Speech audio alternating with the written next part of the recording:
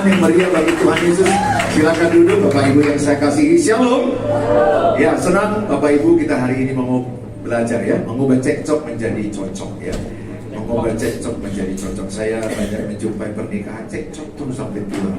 Dan ada lagi yang cekcok 20 tahun berujung cerai. Udah cekcok 20 tahun ujungnya juga cerai. Nggak ada guna.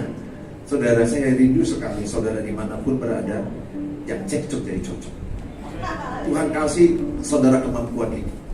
Itu Matius 5 ayat 9. Kita pembawa damai. Katakan, saya pembawa damai. Bilang sebelahnya, damai duduk dekatmu. Saudara, lihat anak Tuhan itu, lihat wajahnya aja kita sudah damai. Dengar namanya aja, datang, kita damai. Itu asli Tuhan. Saudara, kita belajar, saya aktif di YouTube tentang keluarga. Setiap jam 5 pagi, mana tahu saudara punya YouTube, saudara lihat Suheri Kumpul, saya aktif bicara pernikahan. Karena saya teologi keluarga. Jadi sekolah teologi saya adalah teologi keluarga. Atau bisa dikatakan saya bidang khusus di bidang keluarga. Saya sering menyuarakan ini supaya jangan ada bercerai kecuali kematian. Ya, ini suami istri kan begitu ya, pagi-pagi cekcok, malam-malam cocok. Nah itu suami istri. Pas cekcok semua tahu, pas cocok gak ada yang tahu. Pandangan kayak gitu, istri suka cek, suami suka cok, maka jadi cekcok. Memang cekcok akan ada. Kenapa? Ya karena ada perbedaan, banyak perbedaan laki-laki dan perempuan, dan pasti akan ada miss. Hari kita belajar dari Amsal. Next, lanjut aja ya. Waktu kita sangat terbatas. Next, PowerPoint-nya berikutnya. Next. Bisa next terus saya. Lanjutkan Amsal 25 ayat 11. Oke, sama-sama kita baca ya. Sama-sama kita baca, 1, 2 ya. Perkataan yang diucapkan tepat pada waktunya adalah seperti buah apel emas di pinggan perak. Jadi perkataan itu ternyata perlu diatur. Tepat nggak waktunya kita sampaikan? Siapa di antara saudara pernah terlalu cepat menyampaikan, jadi marah pasangannya katakan? Yang pernah terlanjur nyampein, jadi akibatnya nggak sabar kita mau cepat, nyampein aja, tiba-tiba pasangan kesetrum, apa maumu? Nah, jadi mana? Siapa yang pernah? Coba angkat tangan, yang pernah lah. Karena nggak sabar ngomong, akhirnya marah. Saya pernah gitu. Saya nyampe sama istri saya ini, dan tiba-tiba marah dia. Dan dia juga pernah nyampe sesuatu, nggak sabar dia. Kita kan cenderung nggak sabar, mau cepat. Padahal ayat ini bilang, bicara itu harus tepat pada waktunya. Kita harus ukur ini, lihat cuaca, mendung nggak wajahnya. Saya kan ngomong sama istri gitu, lihat cuaca, ramalan cuaca. Nah, cuaca cerah baru sampein. Nah saudara, saya bilang itu sama anak-anak saya di grup kami, ya. Ada grup tersendiri juga, ada mama, kami satu grup, dan kami ada 2 anak punya grup juga. Kadang-kadang mereka mau nyampein, aku bilang cuaca lagi tidak bersahabat. Oh, maksudnya mereka mau nyampein isi hatinya, mau bermohon ke mamanya. Aku bilang tolong tunggu sampai cuaca lebih cerah. Nah, akhirnya cuaca lebih cerah baru nyampe sama mamanya. Demikian juga dia punya grup mereka itu. Gimana keadaan papa? Oh papa juga lagi cuacanya lagi mendung. Jadi perlu melihat cuaca. Artinya apa? Nggak boleh kita asal ngomong. Kita harus ngomong lihat waktu. Tepat nggak ini disampaikan? Kemudian ketika ngomong, pastikan ketika saya ngomong itu karena saya mengasihi. Jangan ngomong lagi marah. Kalau ngomong lagi marah pasti hancur. Dan kalau kita ingat-ingat kesalahan pasangan kita masa lalu, pasti hancur pernikahan. Gampang menghancurkan pernikahan. Ingatkan aja kesalahan masa lalunya. Pastikan nggak lama hancur pernikahan. Jangan suka mengingat-ingat kesalahan masa lalu. Yakobus 3:2 katakan pasanganmu itu banyak kesalahannya. Dia itu kata Alkitab. Roma 3:23, manusia itu orang berdosa. Jadi yang kau nikah itu orang berdosa. Saya pun orang berdosa, istri pun orang berdosa. Aku pun banyak kesalahan, dia pun banyak kesalahan. Kami hanya bisa dipersatukan karena kasih Tuhan. Kalau bukan karena kasih Tuhan, kami udah cekek-cekekan. Emang, ya begitu. Kita ciptakan banyak perbedaan. Kadang istriku bilang, tidak, belum tentu dia tidak. Dia tertawa, belum tentu dia bahagia. Misteri kan? Dalam cara ngomong aja itu ada banyak beda. Mereka bilang tidak, belum tentu yang tidak. Rupanya arti tidak bagi wanita. Bujuk aku, rayu aku, berjuanglah, sabar kau, lakukan sesuatu, kasih waktu tunai. Nah saudara, jadi satu waktu saya baca istri saya, dia bilang tidak, nggak jadi. Jadi nggak jadi kita dalam rumah, tidak. Namanya dia lagi kesal. Kalau laki-laki yang bodoh kan, dia tangkap kata tidak, dia bilang tidak, dan dia pergi. Dulu aku bodoh, dia bilang tidak, oke ya, aku pergi. Pulang-pulang disalibkannya, berantem. Apa yang dia bilang? Egois kau, pelayanan aja kerjamu, urus orang lain, urus aku. Kenapa? Karena aku nggak ngerti arti tidak dia. Rupanya arti tidak dia, pahami aku, bujuk aku, rayu aku. Sehingga waktu dia bilang tidak, cepat ku cuci piring, cepat ku sapu rumah, cepat ku rapikan pakaian semuanya. Baru ku tanya sama dia, jadi kita pergi ngopi. Ya, jadi. Jadi tidaknya bukan tidak, itu wanita, bahaya. Carilah kata tidak di Kamus Besar Bahasa Indonesia. Artinya tidak jadi. Tapi bagi mereka nggak berlaku KBBI, nggak berlaku Kamus Besar Indonesia, nggak berlaku. Ya, wanita itu banyak perbedaan dengan wanita, sangat banyak sekali. Ya, mereka ini bisa melihat jalannya pendek tapi lebar. Kalau kita laki-laki itu melihatnya jauh tapi sempit. Sehingga kalau disuruh istriku, tolong ambil dulu kunci di lemari nomor 2 bagian kanan. Nggak dapat kuncinya, nggak dapat. Tolong ambil jahe di kulkas bagian bawah sebelah kiri. Padahal aku udah bilang-bilang di bagian bawah sebelah kiri. Lapor, nggak dapat. Kenapa? Karena kita melihat sempit. Otak kita kan udah didesain begitu. Jadi jangan salahkan kami. Memang Tuhan yang menciptakan kami kayak gitu. Jangan salahkan. Kalian melihatnya lebar tapi pendek. Jadi kalau apapun yang kalian lebar, semua jelas. Kami nggak jelas. Kok kami salahkan? Yang dari sononya begitu. Pahami itu. Suatu waktu istriku nanya, mana gedungnya pas Jakarta ini kan saya. Itu mah yang jauh itu, jauh. Dia nggak bisa lihat jauh, wanita nggak bisa lihat jauh, dia hanya pendek. Pas lihat gedung jauh itu yang jauh itu, yang mana? Yang mana? Nggak nampak ya, aku bilang. Itu. Warna biru itu yang ada lampu itu. Mana? Ngapain aku marahi dia? Memang dia diciptakan Tuhan melihat pendek. Kalian diciptakan Tuhan melihat pendek dan lebar. Maka kalian langsung ngambil baju langsung jelas mana baju suami, takut tahu. Banyak. Kalau mau dipersoalkan banyak. Padahal itu diciptakan Tuhan untuk saling melengkapi, sayang. Kalau rumah tangga itu cekcok, berantem, marah-marahan. Next berikutnya.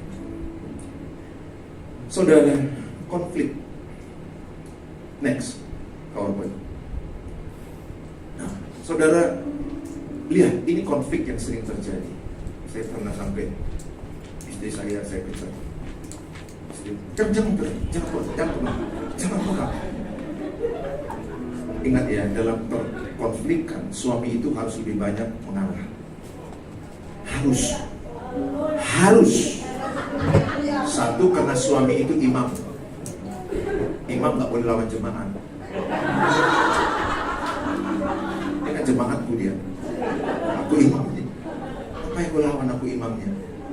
Kedua, beban pikiran wanita lebih banyak daripada pria. Wanita itu multitasking. Dalam satu waktu pikirnya banyak kali. Anaknya 3, semua dipikirin. Anakku belum makan gak ya? Anakku nomor 2 gimana? Anakku nomor 3 di rumah gimana? Dia dipikirin semua. Seng bocor dia pikir. Lampu mati dia pikir. Mertua sakit dia pikir. Semua. Rumah kotor dia pikir. Besok makan apa dia pikir. Anak 4, nomor 1 nanya, Pak besok makan apa? Tanya mama. Nomor 2 nanya, tahun depan liburan kemana? Tanya mama. Nomor 3 nanya, bajuku besok apa Pak? Tanya mama. Nomor 4, kayak mana dengan sepatuku Pak? Tanya mama.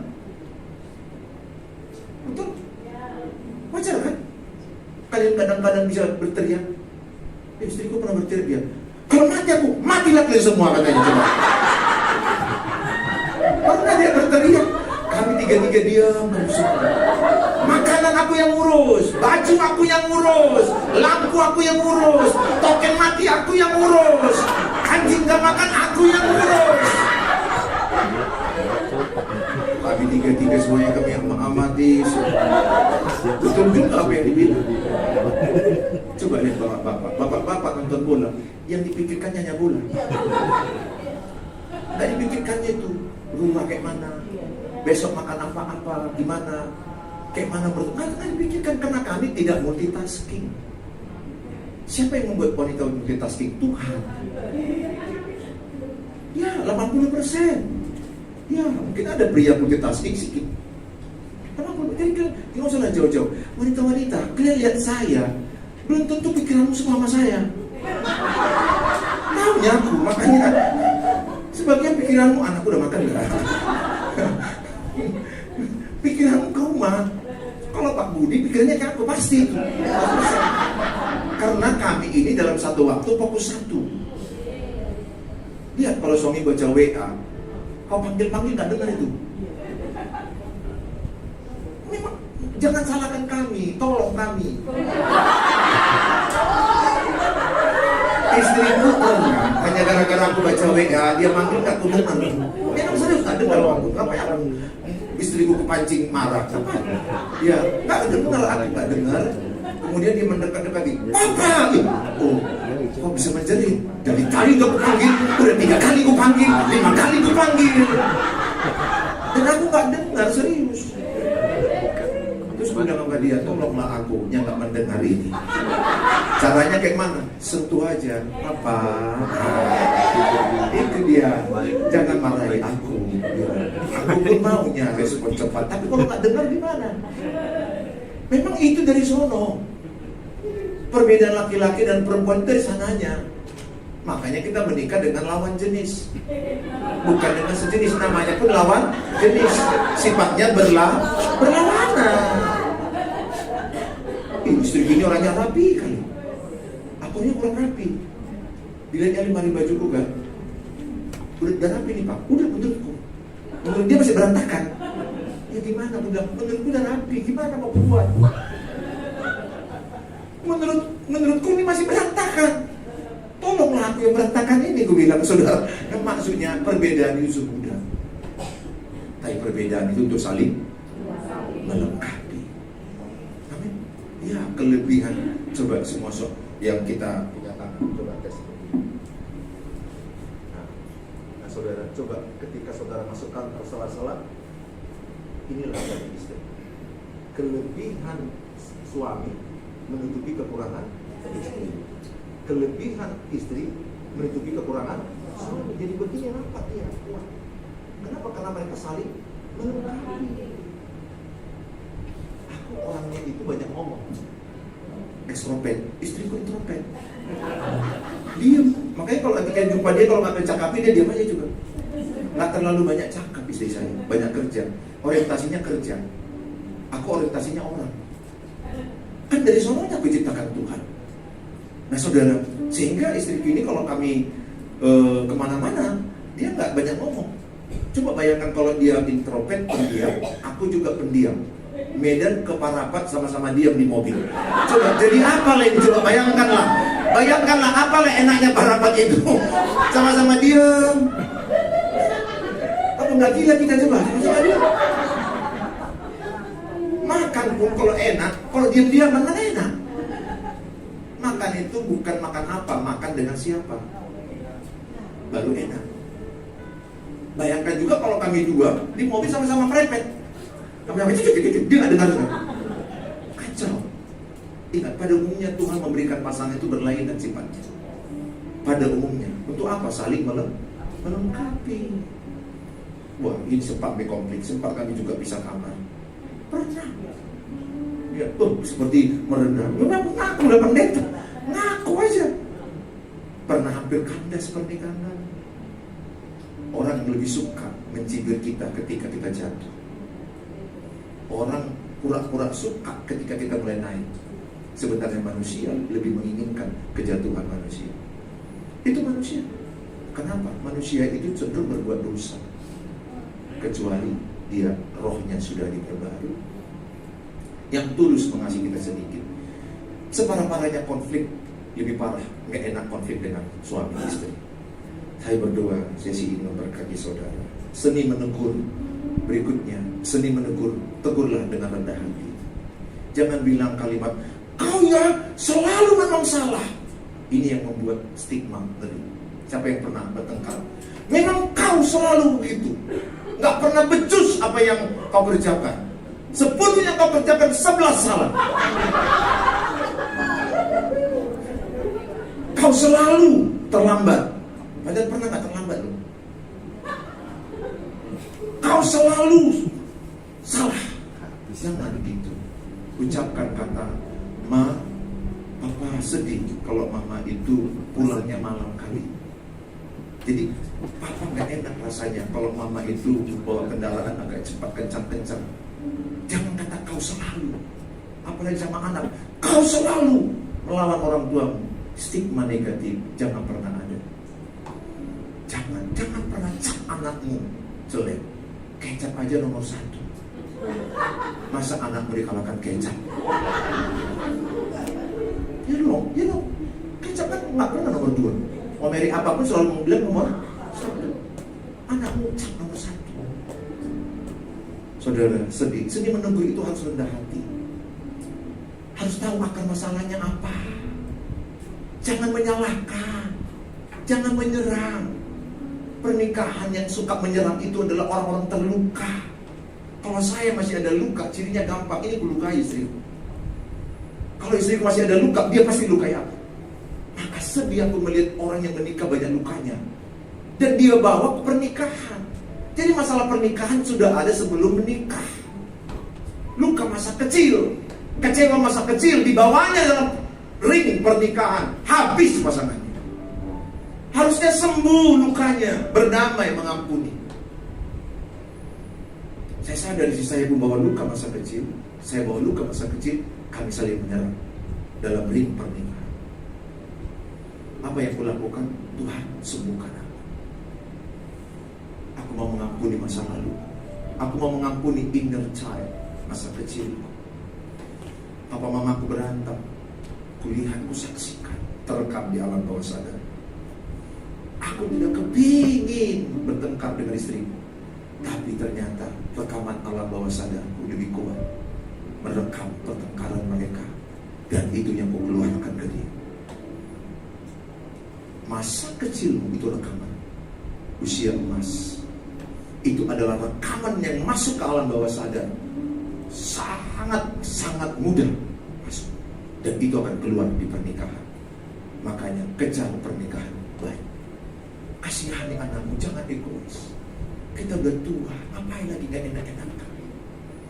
Udahlah, mari sama-sama kita belajar ya. Nah oke, berikutnya perbedaan komunikasi antara laki dengan perempuan. Nah di sini dia, perhatikan ya, saya sekilas aja. Tujuan komunikasi bagi laki-laki ingin mendapat pencapaian. Apa rencana pencapaiannya? Kalau wanita itu ngomong ingin mendapat kelegaan. Makanya suami-suami dia nggak butuh solusi. Istrimu lagi cerita, begini pak. Istri ceritakan, begini pak, masalah sekolah kami, ada TK kami, ada SD kami. Orang tua nggak komplain pak, begini. Ada juga guru yang agak-agak melawan nampaknya ini pak. Begini. Tukang sampah pun telat ini pak, kata tukang sampah. Di sekolah dibahas tukang sampah juga. Tukang sampah 3 hari tak datang, lupa menunggu sampah. Tahukah dari semua cerita dia nggak butuh solusi yang aku kasih. Dia butuh aku mengerti perasaan dia. Aku mengempati kepada dia. Aku ikut merasakan sedih dia. Maka aku harus lakukan, dengar. Oh iya ma, oh iya. Serius dengarnya. Oh iya. Coba semua bapak-bapak bilang, oh iya, coba ya. Pernah lo istriku tahu dia aku tengah-tengah, rupanya 10 menit dia ngomong, tiba-tiba menghayal. Baru bilang dia, coba ulangi apa aku ceritakan. Waduh, cilaka Pak Budi. Dia suruh aku mengulangi, mas aku udah udah lari. Karena lama kali, aku pikir. Kita kan orangnya kan Pak Budi kan solusi. Masalahnya aku gak suka sama dia, ya udah jangan temani, kan selesai. Wanita bukan, pada umumnya wanita ingin didengar, ingin dimengerti perasaannya, ingin suaminya itu berempati. Yang lucunya banyak suami lebih mendengar perasaan istri orang lain. Teruskan Pak Ana, teruskan Pak Ana. Dengar. Dia nggak butuh solusi paling utama, dimengerti, didengar, diperhatikan. Karena wanita itu bicara 20.000 kata satu hari, pria 5.000 kata. Kita di kantor udah habis ngomong-ngomong, stok kita udah habis, stok istri di rumah nggak habis-habis. Nggak mungkin dia ngomong sama ikan-ikan yang digoreng dia, atau sama anak yang masih bayi. Nah ingat, kalau seorang suami lagi stres, ibu-ibu perhatikan, dia suka berdiam diri. Ya Bu, mana tahu Pak Budi agak berdiam diri. Dia lagi stres itu, lagi charger, loading. Iya, kami kadang-kadang begitu. Kalau kami diam, tolong jangan. Ayo, ngomong, jangan diam aja. Makin stres kami. Biarkan kami diam sebentar, karena kami lagi charger. Pernah Pak Budi gitu kan? Ada masalah, bawa diam. Jangan, ibu datang mengerti. Oh, suamiku lagi charger, lagi cari energi. Itu loh. Kalau wanita stres, bawaan dia apa? Banyak bicara. Pada umumnya ya, 70-80. Ada juga memang wanita yang agak berbeda. Nah, saudara, sifat komunikasi bagi pria, dia cenderung mencari, cenderung untuk menilai, dan ini sekedar untuk cari informasi wanita. Saudara, bagi pria, dia mencari solusi. Bagi wanita, berbagi masalah. Kalau kita ngomong sama istri kan langsung berharap ada solusi. Kalau dia enggak, masalahnya dibagi, supaya dia jangan tanggung sendiri. Berbagi tanggungan, berbagi beban. Jangan cepat-cepat jawab solusi ini. Dia merasa tidak terjawab kebutuhannya. Kebutuhannya itu didengar, diperhatikan, disayangi, dikasihi, dimengerti. Itu paling penting, dimengerti. Untuk mengerti, perlu suami banyak mendengar. Yang sering kejadian apa? Istri dulu siap ngomong, dipotong. Misalnya, biarkan dia ngomong. Toh juga kan istri kita. Kan kita senang lihat dia ngomong masih hidup. Kalau istriku udah mulai begini, dia bersyukur Tuhan dia masih hidup. Daripada begitu begini kan lebih sedih. Jadi aku mencintai istri kalau dia ngomong, ya, biarlah. Dengan begitu kan dia lega. Dia pelepasan, kita kemasukan Pak. Dia tidur tenang, kita yang pening kepala. Apalagi kalau istriku misalnya curhat tentang ipar perempuannya, edaku, kakakku misalnya, contoh kakak Eda itu ipar daripada istriku. Orang kata bilang Eda, ipar. Kalau dia curhat apalagi dengan mama saya, ini contoh, dan pernah dulu terjadi. Begini Pak, begini. Ya gimana pun itu kakakku kan, yang ini mamaku, ya kita nggak mungkin dipotong. Curhat dia, dia tidur, kita pening. Karena mama kita sendiri. Nah saudara, pernikahan itu 1001. Kami pun masih proses, tapi syukurnya kami belajar. Gak ada yang sempurna, semuanya kami belajar. Nah, kalau laki-laki itu jangan lupa, lebih mudah melupakan. Jadi kalau suamimu tanya, di mana letakkan payung? Lupa, udahlah, terimalah, memang begitu dari sononya. Daya ingat wanita lebih tajam. Apalagi wanita mengingat dia disakiti, wah ingat kali itu. Ingat kali itu, aduh. Kau ya suamiku ya, udah 75 kali lah kau lakukan ini, 75 kali. Pas kaya yang kali. Kalau laki-laki itu lebih mudah melupakan, easy going. Karena kita ini orangnya lebih simpel. Kalau wanita lebih rumit. Bukan dia mau rumit, tapi memang situasi yang menciptakan dia rumit. Ya, komunikasi dan manajemen konflik berikutnya. Sekali lagi, Teruskan, tidak ada pernikahan yang bebas dari perbedaan pendapat. Namun dalam kasih Kristus, perbedaan itu bukan untuk menghancurkan, melainkan memperkuat hubungan. Tujuannya belajar bagaimana cekcok atau konflik bisa diubah menjadi cocok. Kesatuan yang makin erat. Saya dulu nggak mahir Pak Budi, tapi saya belajar teologi keluarga, khusus tentang keluarga 2,5 tahun. Untuk mempelajari istriku ini harus baca textbook. Serius, istriku tahu itu. Aku belajar. Dan dia senang, ayo belajar kau, belajar. Karena kalau aku berubah dia untung kan gitu. Dan akhirnya saya banyak berubah. Saya nggak pernah lagi minta istriku kutuntut berubah, nggak pernah. Saya selalu bilang, Tuhan ubah saya. Karena lewat perubahan saya, anak-anakku berubah, istriku berubah. Yang sering sekali adalah, berubah kau. Yang dituntut orang lain berubah. Ini pasti rumah tangga hancur. Selagi Bapak Ibu masih mengharapkan orang lain yang berubah, kupastikan hidupmu tidak bahagia. Tapi ketika saudara mengikuti Alkitab, kita dulu yang berubah. Tabur perubahan akan menuai perubahan. Tabur kebaikan akan menuai kebaikan. Tabur kasih akan menuai kasih. Tabur teladan, maka teladan akan berbicara. Menangkan pasangan tanpa perkataan. Itu yang saya lakukan. Dari Alkitab 1 Petrus 3 ayat 1. Saya memenangkan istri saya tanpa perkataan. Istri saya di sini. Kalau misalnya emosinya kurang stabil, istriku bisa lakukan apa yang saya lakukan. Kalau mama kurang stabil, nyuci piring, nyapu, iya. Karena bahasa kasih istri itu melayani. Bahasa kasih istriku melayani. Bahasa kasih harus tahu ya. Dia suka kalau aku melayani, memikirkan lampu, memikirkan mobil, memikirkan yang lain. Menurut dia kalau aku cuci piring, makin tampan loh katanya. Aku senang dipuji, enggak ya, proses apa terus. Daripada dulu dia marah, pulang marah. Hancur anak-anak takut nikah. Dia jadi diam, pendiam.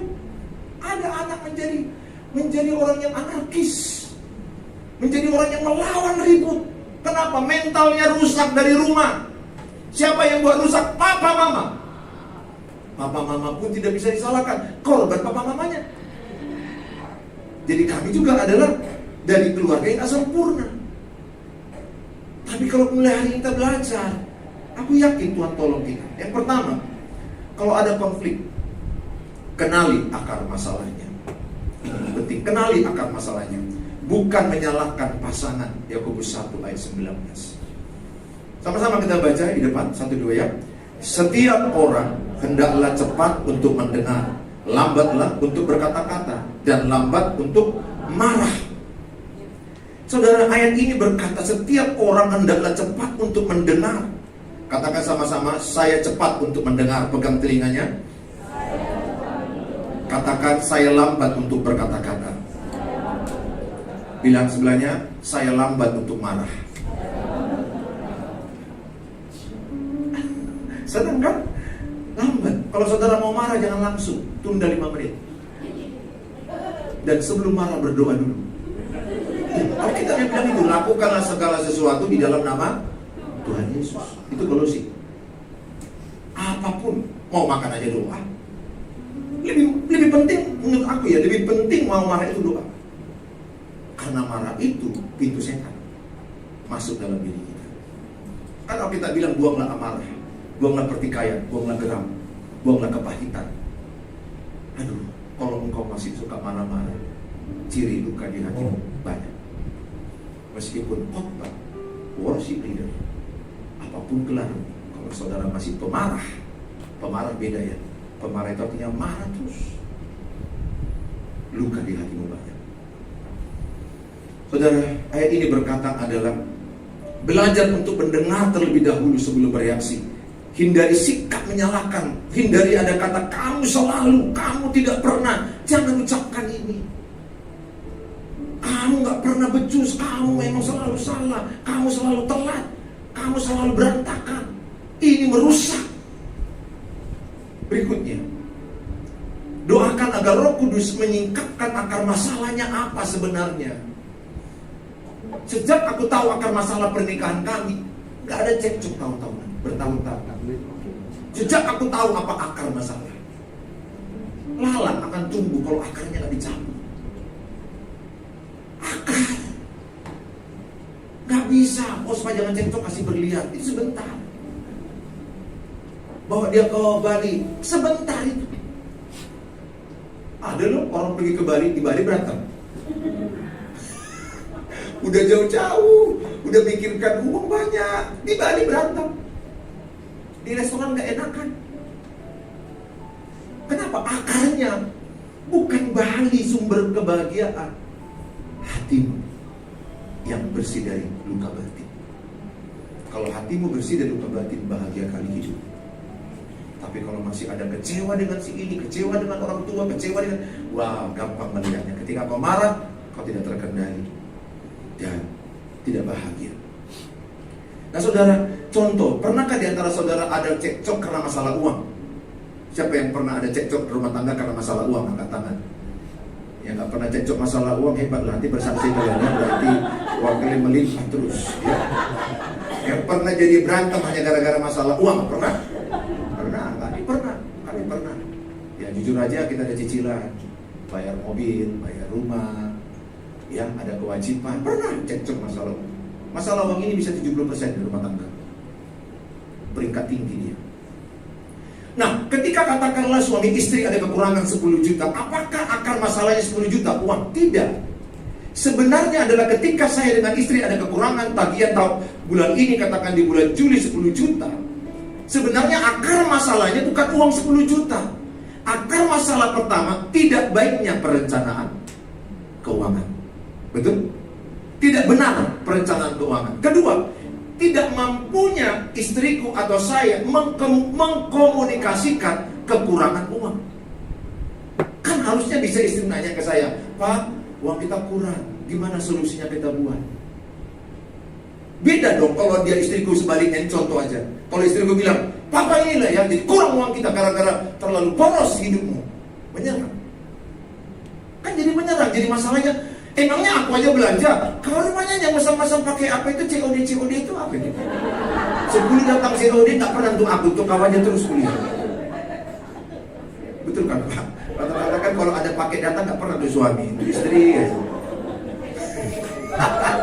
Betul kan Bu Bel, dia kan datang semua asal datang jemput, ambil Pak paket untuk istriku, ambil lagi Pak paket untuk anak perempuanku.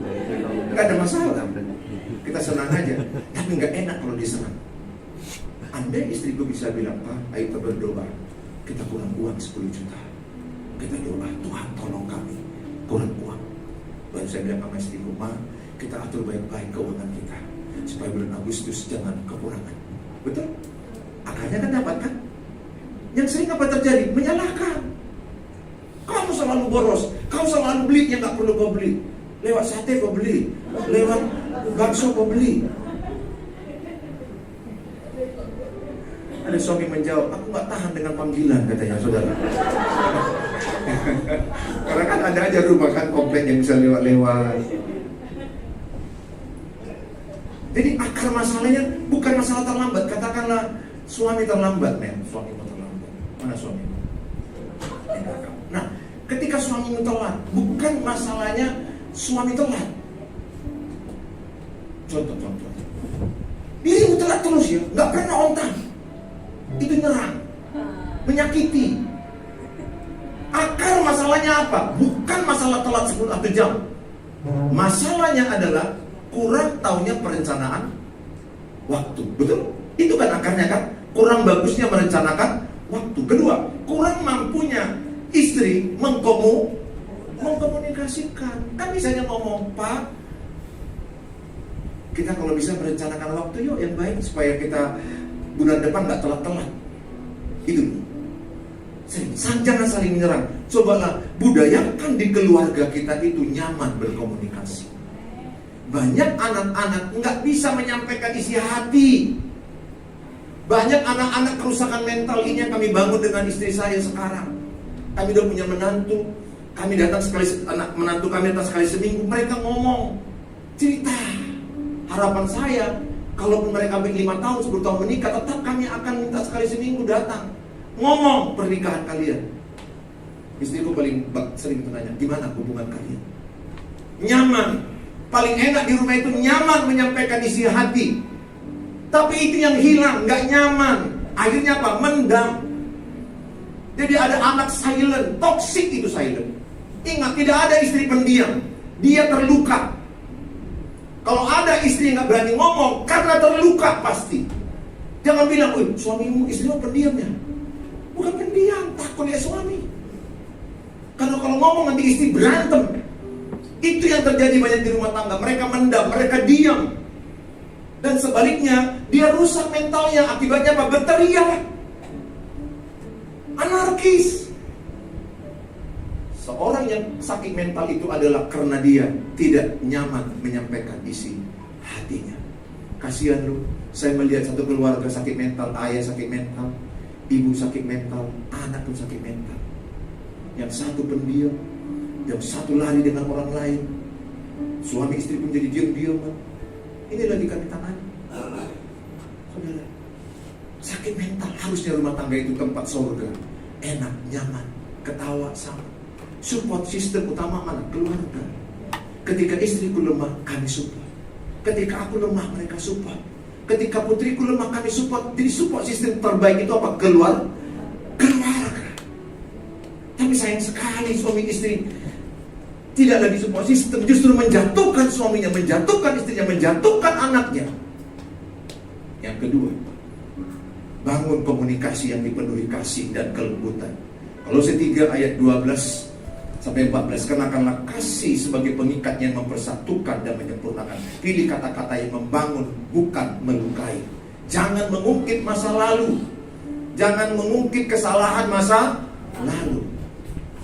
Jangan mengungkit. Istriku kira-kira banyak gak kesalahannya? Banyak. Saya banyak kesalahan? Banyak. Tapi kalau kita ungkit-ungkit, kita makin hancur. Alkitab katakan mengampuni itu, tidak mengungkit-ungkit. Kita gak bisa melupakan peristiwa, tapi bisa tidak mengungkit. Ya dong, kalau saya tampar istri saya pasti ingat dia. Tapi bisa dia tidak mengungkit-ungkit itu. Contoh, saudara, yang ketiga, ampuni seperti Kristus mengampuni. Ampunilah. Tidak ada istri yang sempurna, tidak ada suami yang sempurna, tapi mengampuni membuat rumah tangga itu utuh kembali. Tidak perlu ada pengadilan cerai kalau mengampuni. Kenapa mereka bercerai? Karena egois, sombong. Tuhan menentang perceraian, kecuali kematian.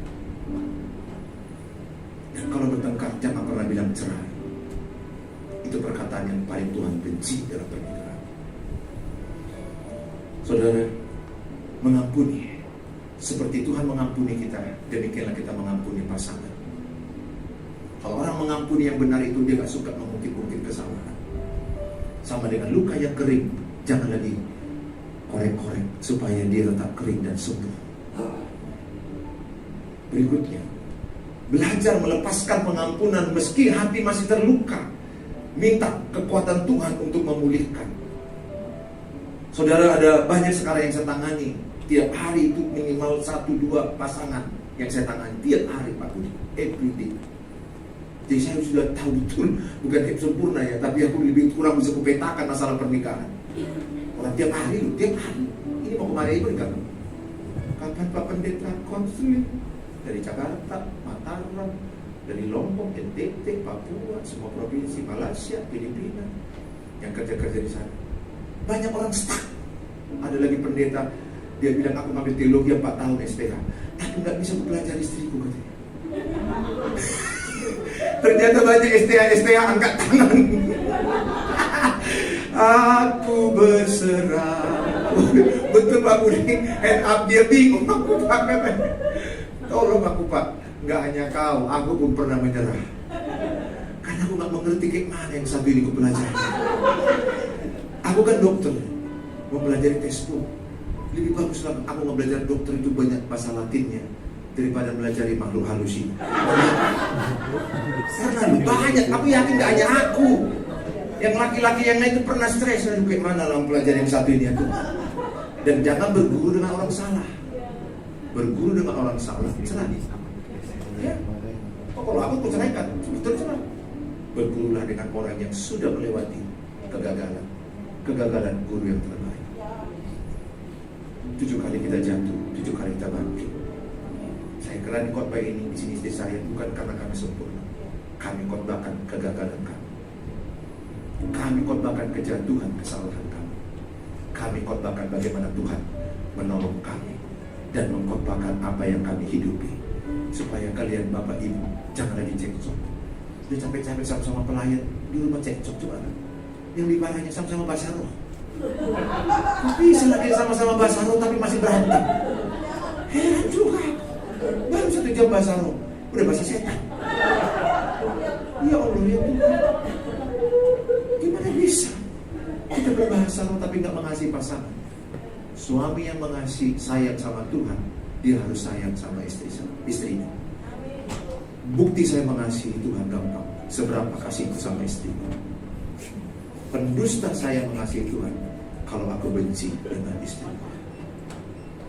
Aku berdoa, saudara yang sayang sama Tuhan, buktikanlah kau sayang sama pasangan. Pulang dari sini, nanti kan makan siang kan, praktek langsung. Ngomong dulu kau mah, aku dengar, tak potong-potong, ngomong dulu. Kasih teh manis dingin, jangan kopi panas.